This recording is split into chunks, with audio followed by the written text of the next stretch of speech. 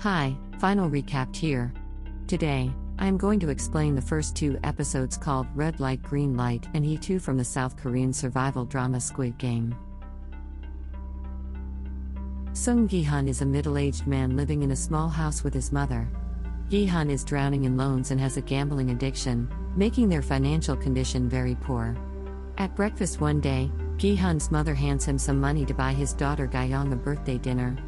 Gi-hun's ex-wife is married to a wealthy man and doesn't let him see his daughter often, so Gi-hun is excited to see her for her birthday. He asks his mother for some more money to buy Gi-hun a gift as well.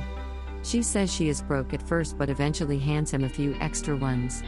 After she leaves, Gi-hun cunningly gets her credit card and goes to withdraw more money with his fellow gambling friend.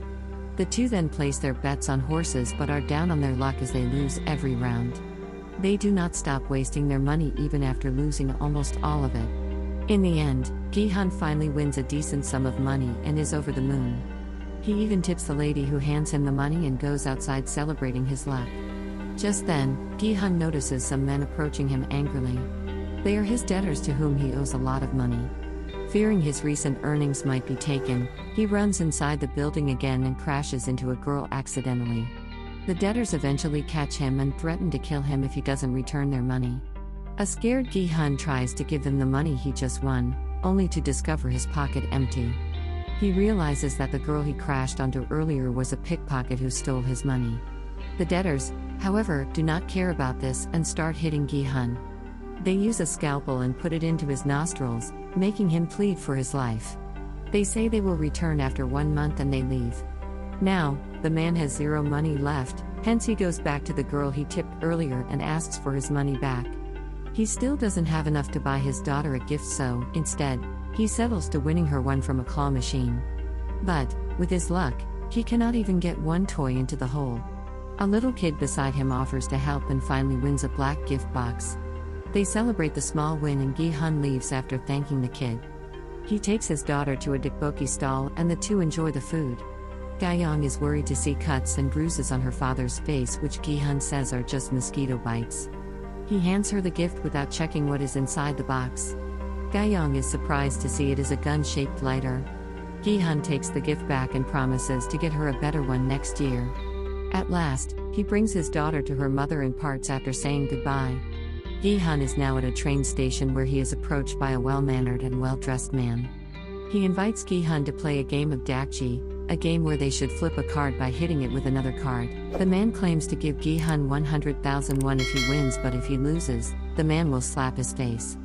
Having nothing to lose, Gi-hun accepts the offer. As they play, Gi-hun loses several rounds, getting slapped by the man numerous times. His cheek starts to bruise badly, but he doesn't stop.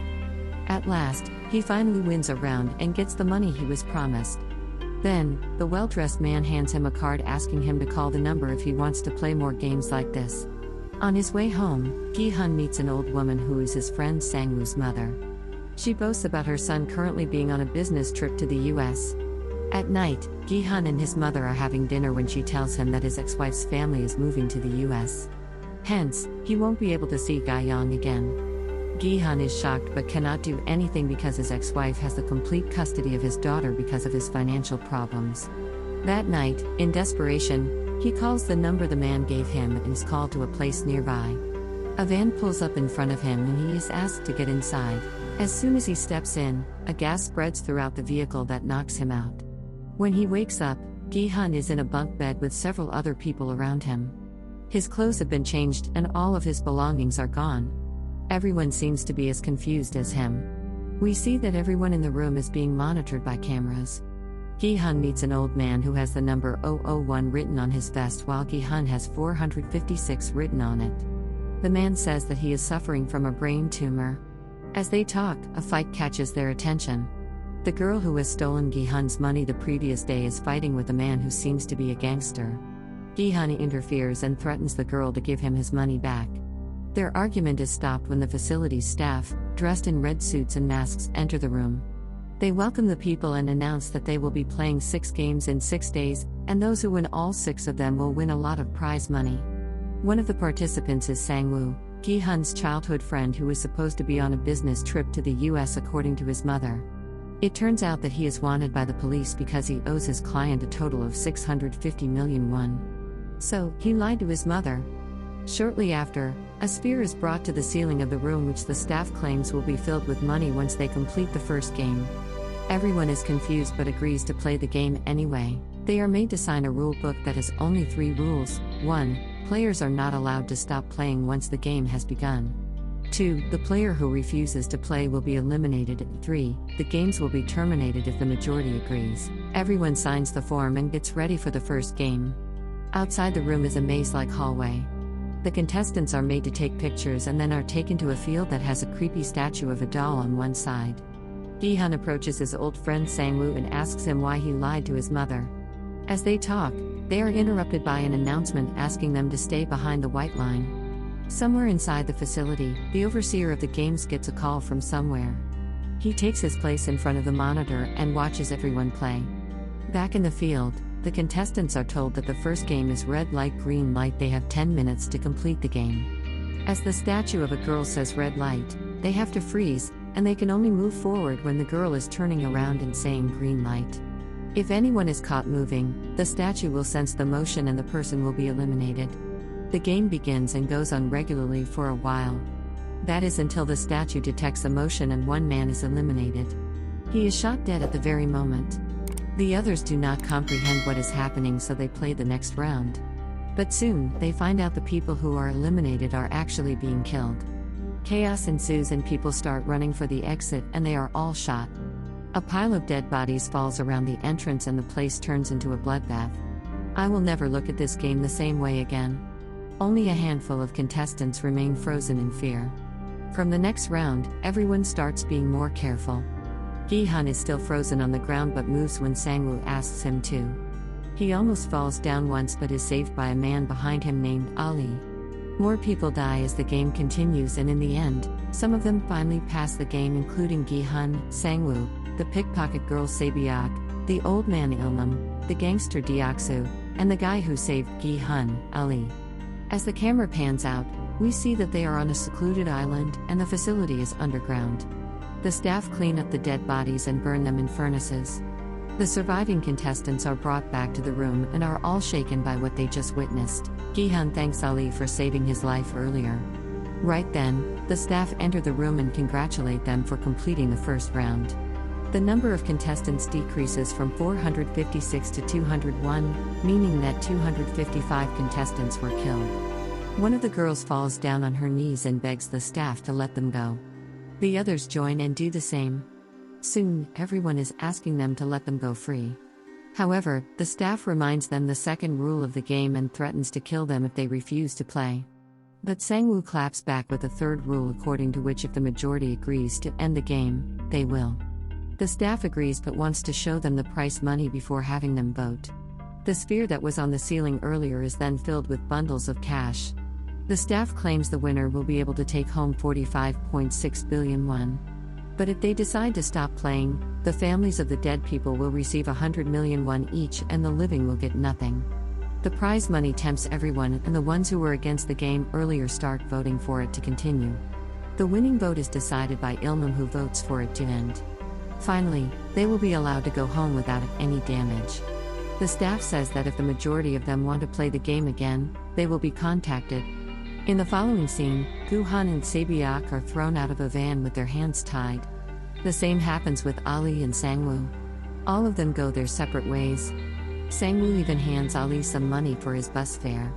Gi-hun goes to the police directly and tells them about his kidnapping. But they find it hard to believe that the kidnappers sent him back because he voted for it. One police officer named Junho is at the station as well. The card Gi-hun is holding catches his attention. Gi-hun then goes back to his home only to find his mother missing.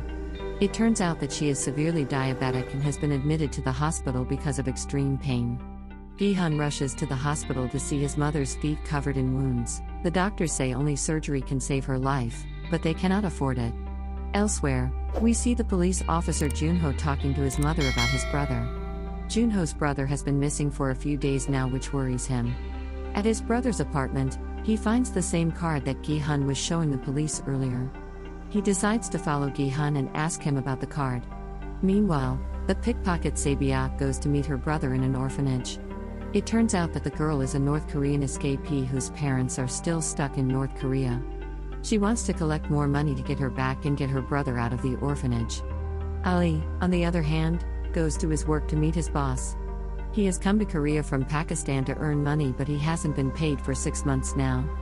He has his wife and a little son at home who he has to fend for. Ali's boss has a bundle of money in front of him, but he refuses to pay. An enraged Ali accidentally pushes him to a machine, making his fingers smash.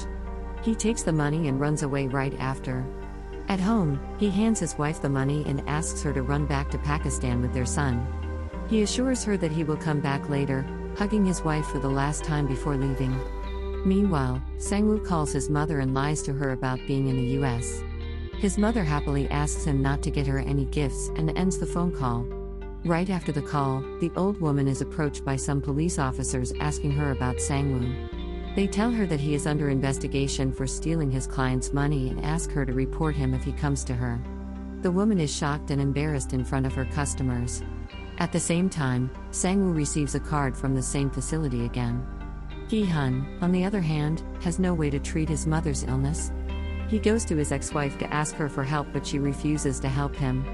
As they argue, her new husband and their children return home. Gi-hun walks out only to be called by the husband. He hands him a bundle of money and asks Gi-hun to never approach his family again. An enraged Gi-hun punching him in the face, claiming that he cannot take his daughter away. Right then, his daughter comes outside and sees her father hitting her stepfather. She looks at Gi-hun in disappointment.